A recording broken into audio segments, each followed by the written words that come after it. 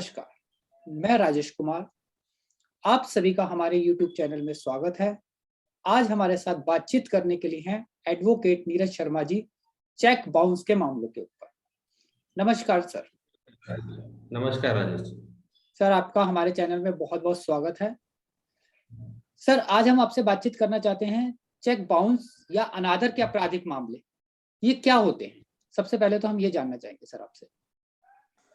जी, जब भी हम किसी व्यक्ति को अपना अकाउंट से रिलेटेड जो चेक है वो देते हैं किसी भी कारण से, किसी सामान के खरीदने की पेमेंट है या हम किसी को उधार दे रहे हैं, किसी का उधार वापस कर रहे हैं, अगर हम किसी को भी चेक इशू करते हैं और वो चेक बैंक से वापस आ जाता है इस कारण से कि आपके खाते में पर्याप्त पैसे नहीं हैं, इसको कहते हैं चेक का बाउंस होना या अनादर होना।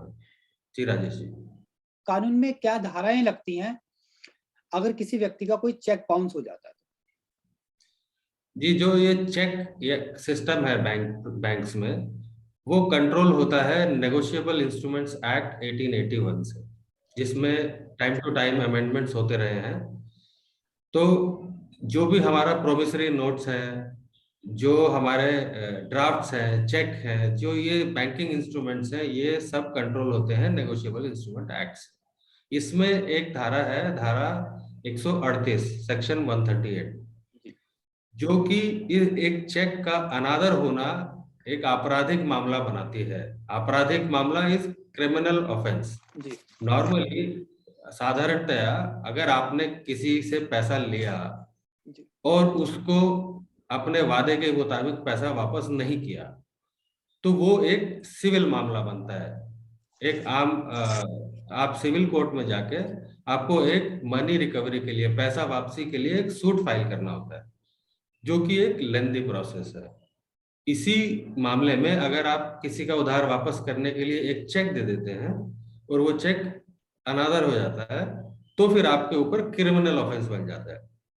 ये प्राइमरी डिफरेंस है दोनों में। जी राजेश जी। तो सर, हम ये आपसे जानना चाहते हैं किस तरह का उन पे क्रिमिनल ऑफेंस बन जाता है? एक चीज इसमें एक समझने की है कि 138 के मामलों में जो आपराधिक मामला बनता है वो सिर्फ उन्हीं कारणों पे बनता है जब आपकी कोई कानूनन देनदारी हो। मान लीजिए कि मुझे किसी को उधार देना है, किसी को हेल्प की जरूरत है, किसी ने कहा कि मुझे किसी कारण से मदद चाहिए, आप मुझे 50,000 रुपये, 1,00,000 रुपए दे दीजिए। मैंने उनको चेक काट के दे दिया और वो चेक अनादर हो गया, तो इस केस में मेरे ऊपर मामला नहीं बनता है, क्योंकि किसी की मदद करना या किसी को उधार देना कोई कानूनी देनदारी, कोई लायबिलिटी नहीं है। जी। लेकिन अगर किसी ने मुझे उधार दिया था या किसी ने कोई सामान दिया था, मैंने किसी दुकान से कुछ खरीदा था या और किसी ट्रांजैक्शन में, किसी देनदारी में मुझे उनके पैसे वापस करने थे और उस वापसी के लिए मैंने चेक दे दिया, तो वो मैंने अपनी कानूनी लायबिलिटी को उतारने के लिए वो चेक दिया गया। इस मामले में अगर मेरा चेक अनादर होता है तो मेरे ऊपर आपराधिक मामला दर्ज हो सकता है। चेक देने वाला है, उसे क्या क्या सावधानी बरतनी चाहिए चेक देते वक्त? जी, सबसे पहली सावधानी तो ये है कि आपके अकाउंट में पैसे होने चाहिए उतने जितने का आप चेक दे रहे हैं। जी। दूसरा ये कि जो जब आप साइन करते हैं, हमने आमतौर पर देखा है काफी बार, जो चेक इशू करने वाले हैं वो साइन इतना कैजुअली करते हैं कि ज्यादातर समय वो बैंक में मैच नहीं करता है। तो आपको एक तो एक कंसिस्टेंट, एक प्रॉपर तरीके से साइन करना है ताकि वो मैच हो बैंक में। अगर चेक साइन मैच नहीं होता है, वो भी, उस पर भी ये मामला बनता है। तीसरा ये है कि आपको ये पता होना चाहिए कि जिसको आप चेक दे रहे हैं वो उस चेक को कहाँ, किस ब्रांच में जाके अपना जमा करेगा, क्योंकि कल को आपके ऊपर मामला बनता है तो जहां पर ये ब्रांच वो जमा करता है उसमें, उस ज्यूरिसडिक्शन में, उस क्षेत्र में कोर्ट का अधिकार आता है कि वहां पर मामला दर्ज होगा। तो मान लीजिए मैं रहता हूं दिल्ली में, मैंने किसी को चेक दे दिया बंबई में और वो बाउंस हो गया, तो मेरे ऊपर मामला दर्ज होगा बम्बई में, ना कि दिल्ली में। तो मुझे फिर वहां जाना पड़ेगा कोर्ट के सामने अपने आप को बचाने के लिए, अपने डिफेंस के लिए। जी राजेश जी। और तो सर जो चेक लेने वाला, उसे ऐसी क्या क्या सावधानियां बरतनी चाहिए कि वो इन कानूनी पचड़ों में या जिन्हें हम कहते हैं कि कानूनी कार्रवाई में ना फंसे, क्योंकि अगर किसी का चेक बाउंस हो जाता है तो वो तो पहले ही परेशान है। जो चेक लेने वाला है, जी। बेसिकली अगर वो हो सके तो पूरा चेक जो देने वाला है उसी से भरवाया जाए। अच्छा। तो उससे क्या होगा कि उसका हैंड राइटिंग चेक पे रिकॉर्ड हो गया एज एन एविडेंस ऑल्सो, कि कल को अगर वो कोर्ट में जाने पर ये मना कर दे कि ये साइन ही मेरे नहीं है, जी। तो कम से कम जो हैंड राइटिंग एक्सपर्ट होते हैं वो ये बता सकते हैं कि ये चेक लिखा भी इसी आदमी ने है और साइन भी इन्हीं के है। तो वो चेक को डिस्प्यूट करने का ग्राउंड कम हो जाता है। और जब भी आप चेक लें, आप बेरर चेक ना लें कभी भी। एक होता है चेक जब आप इशू करते हैं तो उसमें आपका नाम लिखा जाता है कि pay to mister so and so, जी। श्रीमान इनको दे दिया जाए, और उसको क्रॉस कर दिया जाता है, 2 लाइन लगा दी जाती है चेक के टॉप पर। जी। उसको प्रेफर करना चाहिए आपको। नहीं तो कभी कभी ऐसा होता है आपको अर्जेंट जरूरत है पैसे की, आप बोलते हैं मुझे बेरर चेक दे दीजिए, मैं आज ही बैंक जाके अपने पैसे ले आऊंगा। जी। तो कानून में एक प्रावधान ये है कि अगर चेक अकाउंट में जमा ना होकर किसी और तरीके से चेक को यूज किया जा रहा है, तो जो ज्यूरिसडिक्शन आता है कोर्ट का, वो उस अकाउंट ब्रांच में आता है जहां पर कि देने वाले का अकाउंट मेंटेन्ड है। अच्छा। हम वही एक उदाहरण लेते हैं जो मैंने पहले दिया था, कि मान लीजिए मैंने किसी को चेक दिया बंबई में, मैं हूं दिल्ली में, और मैंने उसको बेरर चेक दे दिया। तो अगर वो बॉम्बे में भी बेरर चेक आजकल जो चेक आते हैं वो किसी भी ब्रांच में ऑपरेट हो सकते हैं, तो वो अगर बॉम्बे में जाके उसको बोलेगा कि मेरा ये चेक आप कैश कर दीजिए, और वो बाउंस होता है, तो वो आपराधिक मामला दिल्ली की कोर्ट में ही फाइल हो सकता है, वो बॉम्बे में नहीं होगा। तो लेने वाले के लिए ये बड़ी प्रॉब्लम है। फिर उसको मामले के दर्ज करने के लिए आना पड़ेगा, उसकी हियरिंग्स में 1-2 बार आना पड़ेगा एविडेंस देने के लिए। तो इसलिए आप बैरर चेक ना लें। तो सर जैसे कि आपने अभी पीछे बताया था कि साइन मैचिंग की बात, कि अगर, जी क्योंकि मोस्टली क्या होता है कि कई बार व्यक्ति जब साइन करता है तो कैजुअली हो ही जाता है या थोड़ा बहुत चेंजेस आ ही जाते हैं और वो मैच ना करे, तो जी। इसका हर्जाना किसे भुगतना पड़ता है? जी। जो थोड़ा बहुत सिग्नेचर इधर उधर होता है, ओके। जी। बैंकिंग सिस्टम में उसको एकोमोडेट किया जाता है। एक भी अगर मान लीजिए लाइन या बिंदु या कोई क्रॉस अगर अपनी जगह पर नहीं है, तो बैंक साधारणतया उसको भी पास करते हैं।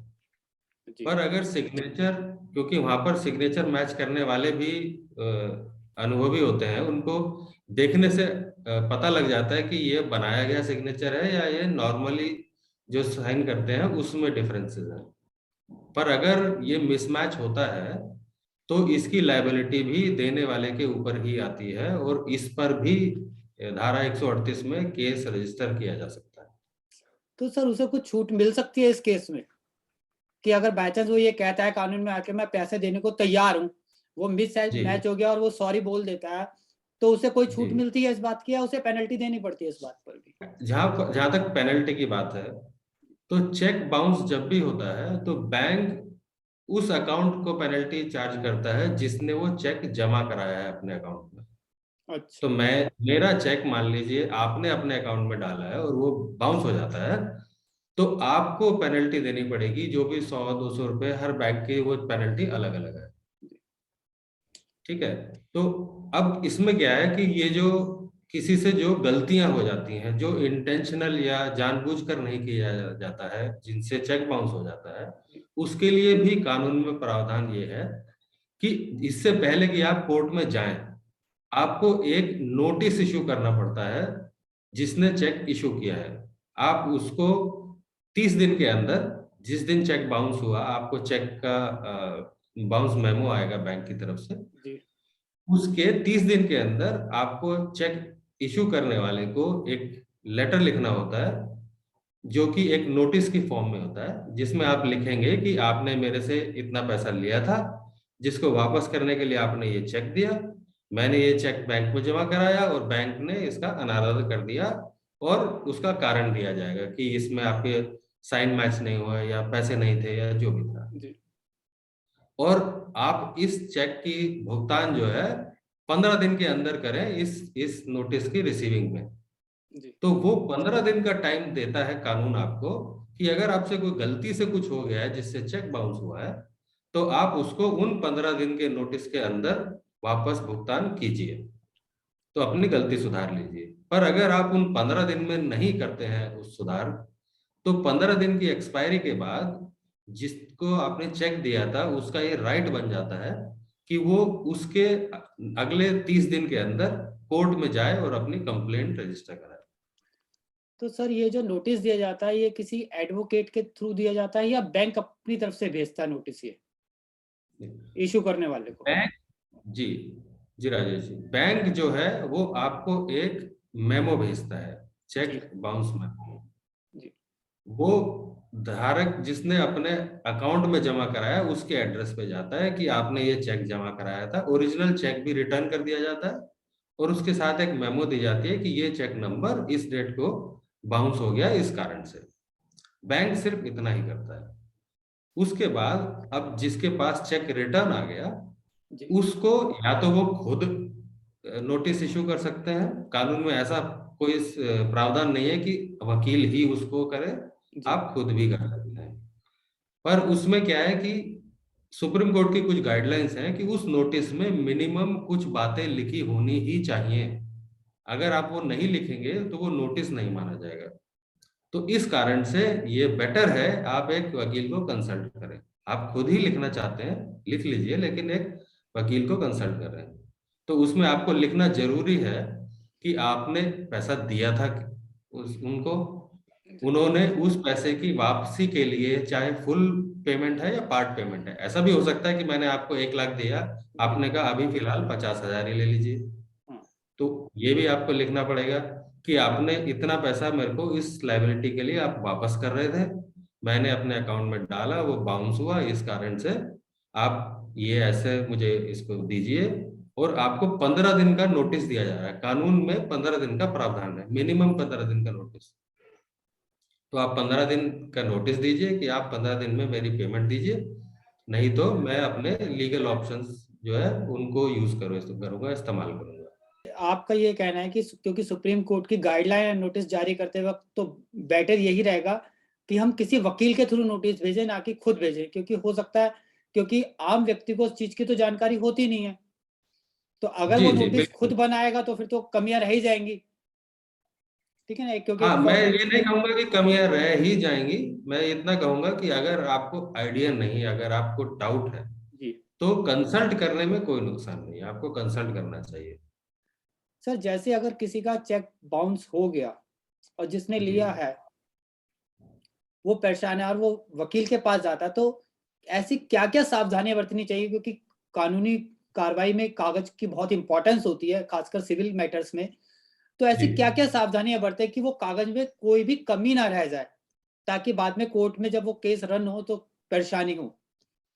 जी जी, इसमें सावधानियां एक्चुअली दोनों तरफ से हैं। जब आप किसी को चेक देते हैं, जी तो एक तो ये है कि हर चेकबुक के फर्स्ट लीफ में आपको ये जनरली लिखने का ऑप्शन दिया जाता है कि ये आप चेक कब इशू कर रहे हैं, किसको दे रहे हैं, कितनी अमाउंट का दे रहे हैं। तो अगर पॉसिबल है तो आप एक रेगुलर लेजर मेंटेन कीजिए। सो यहाँ पर एक ये इम्पोर्टेंट वर्ड है रेगुलर। आप नॉर्मली आप साधारणतया हर चेक के लिए वो इंफॉर्मेशन लिखें, तभी वो एविडेंस में मानी जाएगी, नहीं तो नहीं मानी जाएगी। जो काम आप साधारणतया करते हैं वही इंडियन एविडेंस एक्ट के हिसाब से आधा एविडेंस माना जा सकता है। तो आप हर चेक जो इश्यू करते हैं उस पर लिखिए उस लीफ में कि आपने दिया, किसको दिया, क्यों दिया। तो वो एक आपका पोटेंशियल डिफेंस बन सकता है बाद में, कल को आपको कोर्ट जाना पड़े तो। दूसरा ये है कि जब आप किसी को उधार दे रहे हैं, किसी को हेल्प कर रहे हैं, फिर आपको उससे पैसा वापस भी लेना है, उस केस में आप एक प्लेन पेपर पे ही सही, नॉर्मली तो उसको आप एक एफिडेविट के फॉर्म में या एक एग्रीमेंट बनाना चाहिए, चाहे अमाउंट कितनी भी कम हो, कि मैं आपको ये पैसा दे रहा हूँ किसी पर्सनल हेल्प के लिए, या मान लीजिए आपको 1 लाख की अर्जेंट जरूरत है, मैं वो दे रहा हूँ और आप मुझे 3 महीने में वापस कर देंगे, ये 2-3 लाइनें लिखनी है, और दोनों पार्टी साइन कीजिए विद जो भी दो इसमें विटनेस लगते हैं, बस। अगर आपके जिसको आप पैसे दे रहे हैं वो इतने के लिए में ही आपको मना कर देता है कि मैं डॉक्यूमेंट साइन नहीं करूंगा, तो आपको वो आइडिया हो जाना चाहिए कि इसका इंटेंशन नहीं है वापस करने का, नहीं तो आपको क्यों नहीं साइन करेंगे। तो सर अगर कोई प्लेन पेपर पे भी साइन करता है तो क्या उसकी भी इम्पोर्टेंस होती है इस केसेस में? जी जी बिल्कुल। जी देखिए, हमें क्या होता है कि जब ऐसे मामले 138 के मामले कोर्ट में पहुंचते हैं और ये इशू करने वाले से पूछा जाता है कि ये चेक आपका है या नहीं, ये साइन आपके हैं या नहीं, जी। ये आपने चेक क्यों दिया था, तो ज्यादातर में ये बचाव किया जाता है या डिफेंस लिया जाता है कि ये मेरा चेक तो खो गया था, इन्होंने फॉर्जरी करके इस पे साइन करके ये सब लिख लिया। जी। ठीक है, तो उस मामले को, उस पॉइंट को डिस्प्रूव करने के लिए, उसको गलत साबित करने के लिए आपका ओरिजिनल वो जो लिखा गया है लिखावट, वो काम आती है कि मैंने ये ऐसा कुछ नहीं किया है, ये झूठ बोल रहे हैं। सर कोर्ट में जब हम केस फाइल करते हैं तो किन किन कागजात की हमें जरूरत पड़ती है? जी प्राइमरीली तो एज एज ए लिटिगेंट, आप मान लीजिए मेरे साथ ये गलत हुआ, मेरा को जिसने चेक दिया वो बाउंस हो गया, तो मुझे ये 3 मेन डॉक्यूमेंट चाहिए। एक तो वो चेक जी। जो बाउंस हुआ, दूसरा चेक बाउंस मेमो जो बैंक से आया, और तीसरा वो नोटिस जो मैंने भेजा था कि आपका चेक बाउंस हो गया है, वो चेक आप मेरी पेमेंट कीजिए। ये 3 डॉक्यूमेंट आपको ओरिजिनल में देने होंगे कंप्लेंट के साथ। बाकी उसकी कंप्लेंट बनाएंगे वो आपके एडवोकेट बनाएंगे, उसके साथ एक और डॉक्यूमेंट लगता है जिसको बोलते हैं प्री समनिंग एविडेंस, वो डॉक्यूमेंट भी वकील साहब आपके बनाएंगे, जिस पर आप साइन करेंगे और ये चेक मेमो और नोटिस की कॉपी लगाकर कोर्ट में सबमिट करेंगे। सर कोर्ट में जाने के बाद क्या प्रोसेस होता है फिर इसका? जैसे केस आपने जी फाइल तैयार कर दिया, उसके बाद जब ये केस आप कोर्ट में फाइल करते हैं तो क्या प्रोसेस चलता है? जी, पहली जो हियरिंग होती है कोर्ट में, उसमें आपको जज साहब को ये दिखाना होता है कि देखिए मैंने सारी कानूनी प्रक्रिया को फॉलो किया है, मतलब कि मैंने चेक डिपॉजिट किया, मेरे पास बैंक से बाउंस मेमो आया, मैंने नोटिस इशू किया, और उस नोटिस का या तो जवाब आया तो उन्होंने कुछ क्या बोला, या नहीं आया तो उन्होंने कोई एक्शन नहीं लिया, पर मेरा पैसा वापस नहीं आया। इस एश्योरेंस और इस डॉक्यूमेंटेशन के बाद जज साहब देखते हैं कि हाँ आपने कानूनी प्रक्रिया को फॉलो किया है जो सेक्शन 138 में दिया गया है, तो इसलिए आपकी कंप्लेंट को एडमिट किया जाता है। तो जिस दिन कंप्लेंट एडमिट होगी उस दिन आपको जो अक्यूज हैं, जो अपोजिट पार्टी है, उसके अगेंस्ट समन्स इशू होंगे कोर्ट से कि आप कोर्ट में आए और इस कंप्लेंट का जवाब दें। वो प्राइमा फेसा ही जज साहब उनसे पूछेंगे अगली हियरिंग पे कि ये चेक आपने दिया, ये साइन आपके हैं, आपने क्यों दिया, क्या हुआ, कैसे हुआ।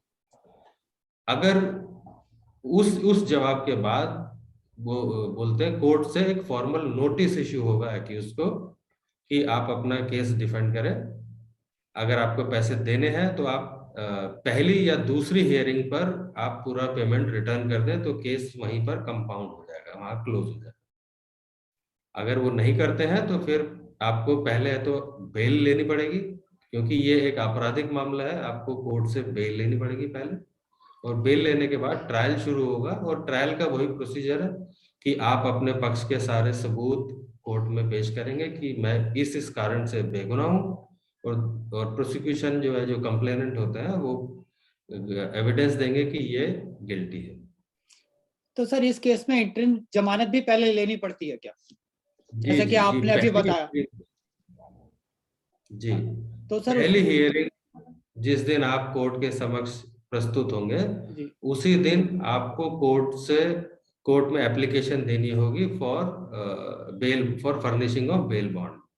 जी और कोर्ट फिर आपको बताएंगे, कोर्ट जज साहब, कि आपको कितने पैसे का बेल बॉन्ड देना है विद हाउ मेनी श्योरिटी, जो आपको गवाह, वो जो आपके गारंटर्स लाने पड़ेंगे।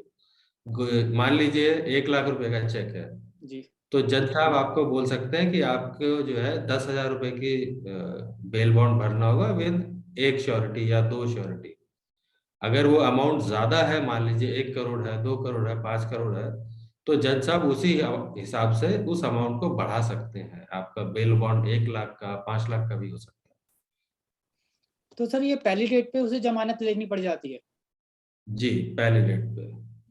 एक और चीज है कि अगर मान लीजिए आपसे, आपके यहाँ से समन्स इशू हुए, जी समन्स डिलीवर हो गए, पर कोई नहीं आया अगली हियरिंग पे, हाँ तो साधारणतया कोर्ट्स जो है एक अपॉर्चुनिटी और देते हैं कि एक बार और समन्स भेजा जाए।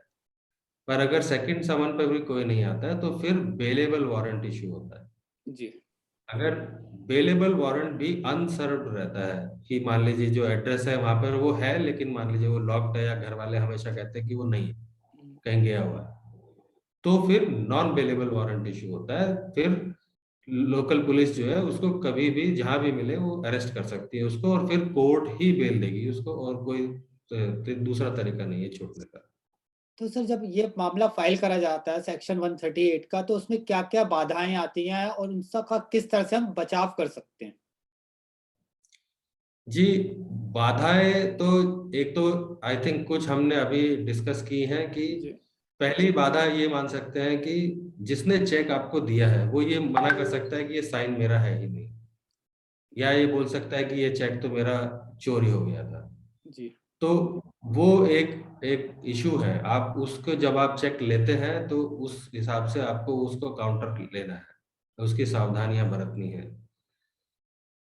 जब आप किसी के ऊपर केस कर रहे हैं, तो आपको उसके एड्रेस से सही पता होने चाहिए। कभी कभी हम ऐसे ही कैजुअली चेक ले लेते हैं, या एक दो बार ऐसा, मतलब कुछ मामलों में ऐसा भी देखा गया है कि मुझे आपके पैसे वापस करने थे, और मैंने वो चेक अपने दोस्त से आपको दिलवा दिया, जी और वो चेक बाउंस हो गया। फिर आपने केस किया दोस्त के ऊपर, तो उसने बोला कि मैंने तो इससे कभी उधार लिया ही नहीं, हम्म, मेरा तो एक्चुअली चेक खो गया था, मैं ढूंढ रहा था, पता लगा कि इन्होंने डाल दिया, ये तो ऊपर से फ्रॉड हो गया। तो जब भी ऐसा कुछ होता है जो आपके नॉर्मल कोर्स ऑफ ट्रांजैक्शन, जो नॉर्मली नहीं होना चाहिए, आप उसकी एक लिखित में अपने दोस्त से लें कि ये चेक जो है आपकी जगह कोई और दे रहा है, और वो इस लाइबिलिटी के लिए है। क्योंकि बहुत सारे जो प्रॉब्लम्स होते हैं वो सिर्फ इसलिए होते हैं कि हम छोटी छोटी नुआंसेस, छोटे छोटे कमियों को हम इग्नोर कर देते हैं, नजरअंदाज कर देते हैं, जो कि बाद में हमें बहुत महंगी पड़ती है। जी तो सर अगर किसी व्यक्ति पे ये दोष सिद्ध हो जाता है कि सेक्शन 138 का, तो उसे अप्रोक्सीमेटली कितनी सजा हो सकती है इस केस में? जी, कानून में ये प्रावधान है कि अगर किसी के ऊपर ये मामला सिद्ध होता है, तो एज पेनल्टी या एज फाइन जी उसके ऊपर चेक की अमाउंट का दुगना इम्पोज किया जा सकता है। तो जी अगर चेक 1 लाख रुपए का है, तो उसको 2 लाख रुपए तक पे करने के लिए ऑर्डर दिया जा सकता है। प्लस कानून में ये भी प्रावधान है कि उसको 2 साल तक की सजा भी हो सकती है। तो वो फैक्ट्स ऑफ द केस में जो उसके तथ्य है उस पर वेरी करेगा कि ये इंटेंशनल कुछ किया गया था, या कुछ गलती से हुआ था, या क्या ट्रांजैक्शन थी, किस तरह का मामला है। उसमें ये केस टू केस में जज साहब डिसाइड करेंगे कि कितनी पेनल्टी और कितनी सजा दी जाए। तो सर ये पेनल्टी कंपलसरी है कि उस पे लगेगी, लेकिन अगर वो एक्सेप्ट कर लेता है चेक देने वाला कि जी मैं जी, पेमेंट देने को तैयार हूं, तो भी उसे पेनल्टी देनी पड़ेगी उसे? तो अगर देने वाला ये अपनी देनदारी मान लेता है, जी तो चेक की अमाउंट और कुछ रीजनेबल नॉमिनल इंटरेस्ट उसको देना पड़ेगा नॉर्मली। इस ऐसे मामलों में हम मीडिएशन भी कराते हैं, मतलब कोर्ट मीडिएशन के लिए भेज सकती है कि अगर दोनों पार्टीज बातचीत करने के लिए तैयार हैं तो उनको बोलेंगे कि आप आपस में बात कर लीजिए और दे कैन डिसाइड कि ठीक है, मेरा आप ओरिजिनल पैसा दे दीजिए, ऊपर से आप मेरे को 5% दे दीजिए या 10% दे दीजिए, जो भी वो सेटल फाइनल करें वो कोर्ट उसको जो है ऑर्डर में इनकॉर्पोरेट कर देगी, ऑर्डर में लिख देगी कि हाँ इनका ये सेटलमेंट हुआ और पेमेंट हो गई है। तो सर मैं आपसे ये जानना चाहूंगा, जैसे लेने वाले ने जब केस करा तो नेचुरली जी उसके वकील का भी खर्चा हुआ होगा, जो उसने एडवोकेट को फीस दी होगी, तो वो जी फीस भी क्या जिसने चेक इशू करा था उसे देनी पड़ेगी? जी, जो ये ओरिजिनल अमाउंट के ऊपर की जो भी पेमेंट होती है, जी जो मैंने कहा कि ये दुगनी अमाउंट तक दी जा सकती है, कोर्ट ऑर्डर कर सकता है, वो इस सब खर्चे को मिलाकर दी जाती है। जी तो जिसमें आपके कोर्ट में आने जाने का भी खर्चा लगता है, ठीक है, आपको वकील का भी खर्चा लगता है, आपको मान लीजिए जो जिसने चेक दिया था उसके 4-5 एड्रेसेस थे, पहले एड्रेस पे वो नहीं मिला, फिर दूसरे पे भेजा, वहां भी नहीं मिला, तीसरे पे भेजा, तो आप ऑन डॉक्यूमेंट ऑन पेपर आपकी फाइल में ये होगा कि आपने कितना एफर्ट किया। और इस मामले को डिसाइड करने में जज साहब भी देखेंगे कि कितना टाइम लगा, कि ये मान लीजिए 1 साल से लंबित है या 2 साल से 3 साल से, कि डिपेंडिंग कि कितना चेक इशू करने वाले ने कितना उसमें बाधा डाली कि ये डिसाइड ना हो सके। उस हिसाब से इस सब को कंसिडर करके जज साहब पेनल्टी देते हैं और इस सही सब कॉस्ट को कंसिडर किया जाता है।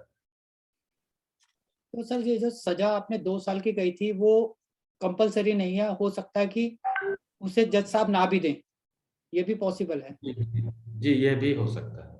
सी ये इसमें जो है अप टू 2 इयर्स, जी 2 साल तक का उसमें जो है इम्प्रिजनमेंट है, जेल है। पर वो एक दिन भी हो सकती है, वो 0 भी हो सकती है, वो 2 साल भी हो सकती है। सर आपने हमें चेक बाउंस से जुड़ी काफी अच्छी और जरूरी बातें बताई, जो कि चेक लेने वाले और देने वाले को ध्यान रखनी चाहिए। इसके लिए आपका बहुत बहुत धन्यवाद। आगे भी हम आपसे इसी तरह की जानकारी लेते रहेंगे, अलग अलग विषयों पे। नमस्कार सर। धन्यवाद राजेश जी, धन्यवाद।